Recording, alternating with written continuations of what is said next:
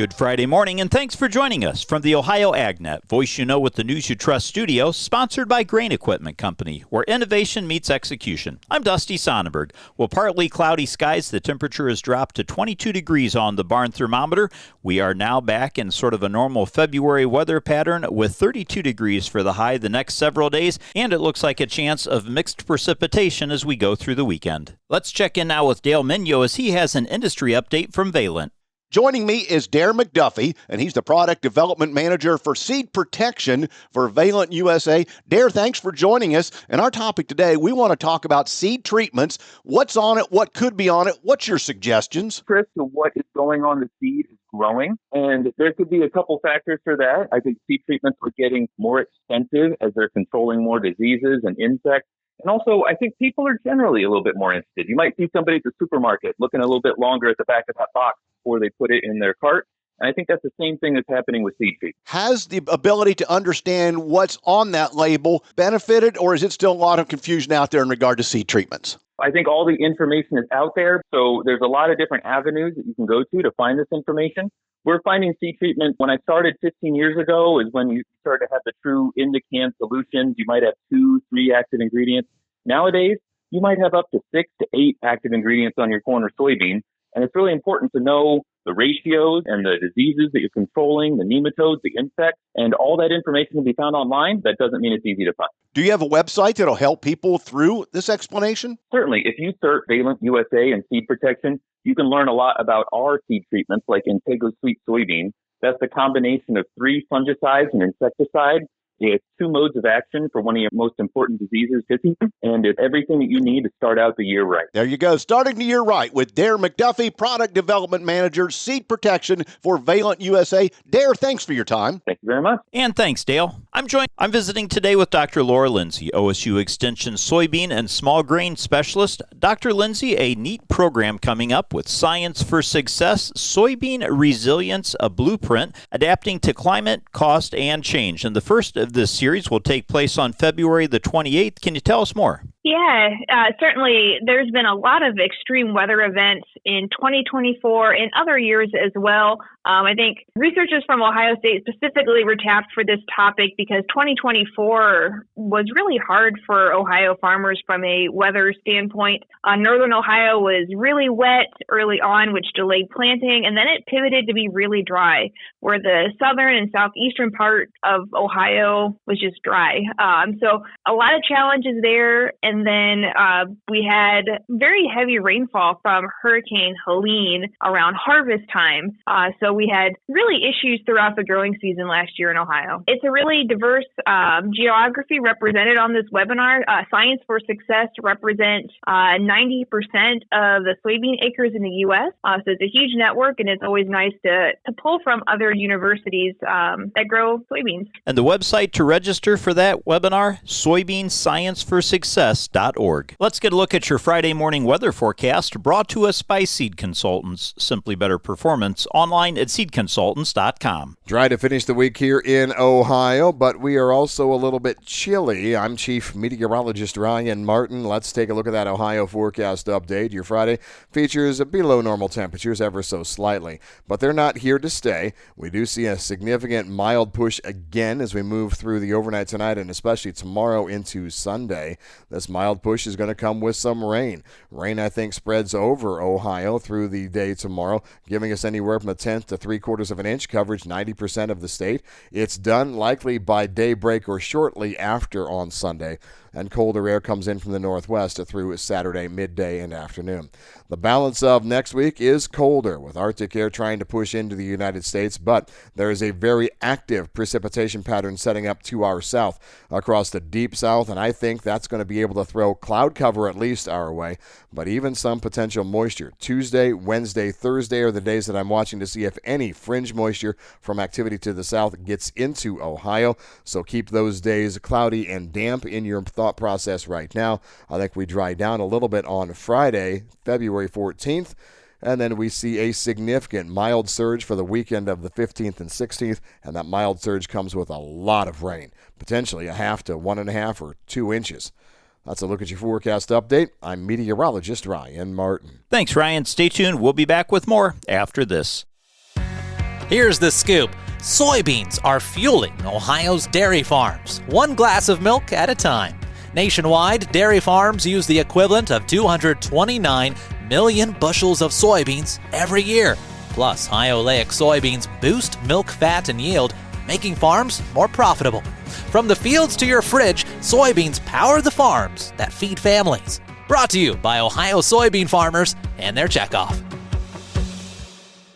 What's that time of the year as we go through the winter months? We know that critters tend to get in barns and unfortunately also get into our farm equipment. And inevitably, if we don't just find a mess in the cab where they made a home, we may find that it doesn't start or operate because they also got into those wiring harnesses and chewed thing apart. Well, Ken Huning is the CEO of Cover Seal, and he's had similar experiences. Ken, thanks for joining me today. Tell me a little bit about your experiences with rodents and critters and some of the solutions you've come up with. Hi, Dusty, and good morning. Yes, the little critters are out there. Fortunately, we run into them when we least expect them. So I had these classic cars that I would park in the garage, and also I had my standard vehicle outside. And I ended up getting one of the cars, actually three of the cars, my truck and two of the cars damaged by rodents where get in there expecting to be able to take it for whatever reason and start up the tractor and wouldn't start. And or the other case I had where the tractor started and then I had a little bonfire on top of the engine, and it was because of a rodent nest. So I tried all these different sort of home remedies, the Irish Spring Flakes, the noise makers, which are the ultrasonics. I tried the feline spray, and of course baited traps and such. They were somewhat effective, but I still end up having infestations. So I looked for an active barrier. Necessity is the mother of invention, and since those things weren't working, I was looking for something that could block them out. Well, the car cover came as an idea. We use a weighted apron, a patented weighted apron that holds it to the ground. It blocks them from getting out, and rodents don't like to be on the menu, so they really just kind of run and sniff, and if they don't find something, they move on. Well, this is what it does. It blocks them from getting into your tractor, into your truck, or into your other farm equipment like, the ATVs, and keeps them from, nesting up in the nooks and crannies where they keep away from the predators and they're able to eat, sleep, and breed. So you don't want them in there in the first place where they'll just sit there and chew. That's what Cover Seal does. It blocks the rodents from getting into your vehicles. Well, that active barrier concept seems to make a lot of sense. They can't cause problems if they can't get in there in the first place. And not just for farm implements and cars and trucks, you also have some even for, you said, your backyard barbecue. Well, okay, another problem occurred.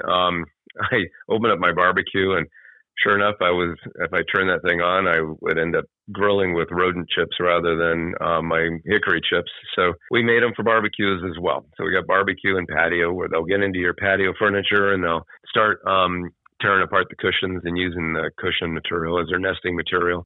So yes, we ended up making them for patios and barbecues and ATVs, cars, trucks.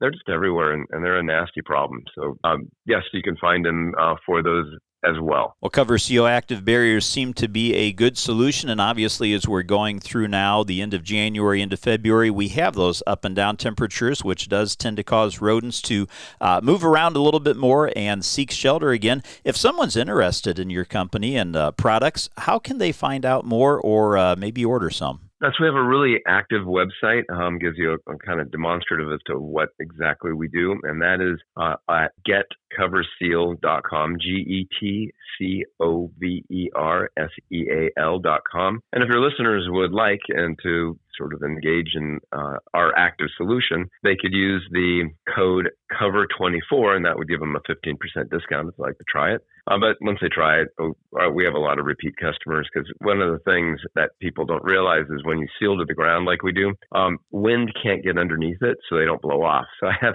a guy that sent me his patio cover video, a 50-mile-an-hour wind, and actually the patio furniture was moving across the deck, but the cover didn't blow off. So it doesn't parachute the cover and blow them off. And that also keeps dust out of getting into your car where it doesn't blow up underneath the cover and then land on the car. So it's a couple of collateral benefits that come along with having that kind of patented seal for the cover that goes over your prized asset. Sounds like a great concept and something that can be very useful out on the farm as well. Again, my guest today is Ken Huning. He's the CEO of CoverSeal, and again, that website. It's getcoverseal.com. And Cover24 is the discount code. Ken, thanks so much for your time today, and we appreciate the products you've developed. Thanks, Dusty. Have a great day. Stay tuned. We'll be back with more after this. Attention Ohio businesses. Join the Ohio Bureau of Workers' Compensation for the 2025 Ohio Safety Congress and Expo, April 16th through the 18th at the Greater Columbus Convention Center.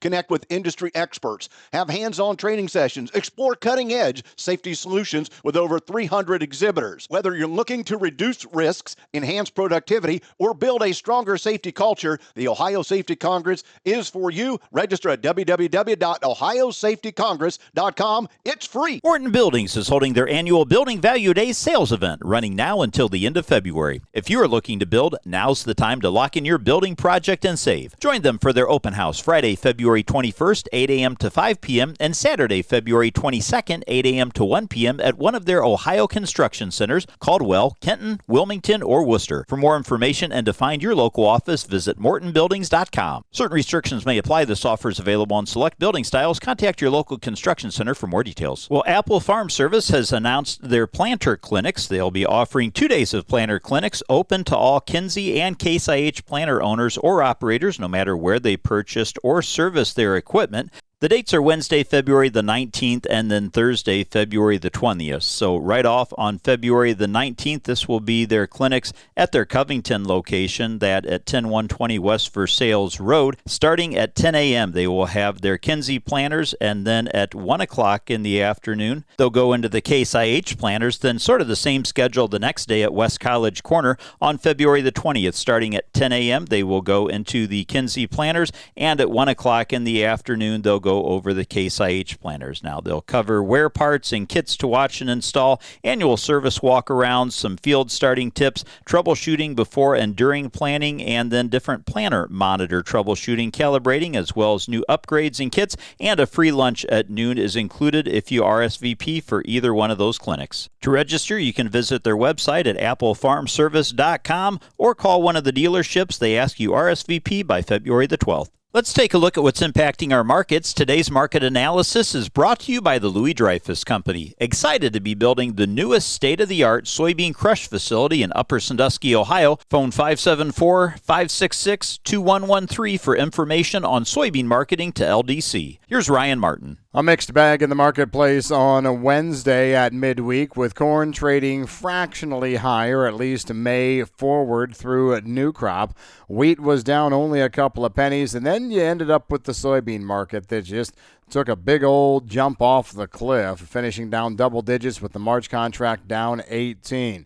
As to the reasons that were in the marketplace yesterday, soybeans were sliding first on Argentine rain, and then the U.S.-China trade war worry was probably a big thing. There's a Trump proposal that's going to be out the end of next week to end the Russia-Ukraine war. So all sorts of things in here. Argentina has received an abundance of rain across the heart of its grain area from Buenos Aires into Cordoba. The rain continues to fall as a cold front is pushing northward. Anywhere from 2 to 4.5 inches of rain go a long way to restoring soil moisture. It just backs up my thought process that the Argentina crop is not in that bad of a shape. President Trump is expected to announce a plan next week to end the Russia-Ukraine war. The announcement will be made in Munich at an EU security conference during the week. The proposal is being circulated and called the Peace Through Strength initiative. Rumors have proposed that Ukraine should be provided with security guarantees to ensure that Moscow can't attack in return for critical mineral rights for the United States. There's exporter-connected talk yesterday that China purchased about 5 to 6 cargoes of Argentine soybeans for April delivery. China may have bought 1 to 3 cargoes of beans out of the Pacific Northwest for immediate shipment. Those will be hard to get in and done in February, but maybe there's a chance. With the Brazilian harvest starting to gain speed due to favorable weather, the chances for additional soybean purchases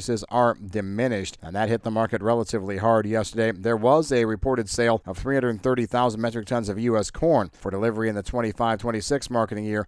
That is a new crop, not old crop sale. That's your market recap. I'm Ryan Martin. Thanks, Ryan. Let's take a quick look at the overnight trade brought to us by Seed Consultants. Simply better performance online at seedconsultants.com. March corn trading up a penny at $4.96 1/4. March soybeans up 2 1/4 at $10.62 3/4, and wheat for March up 3 3/4 at $5.91 1/2. Thanks for joining us, and have a great day, everyone. This is the Ohio AgNet.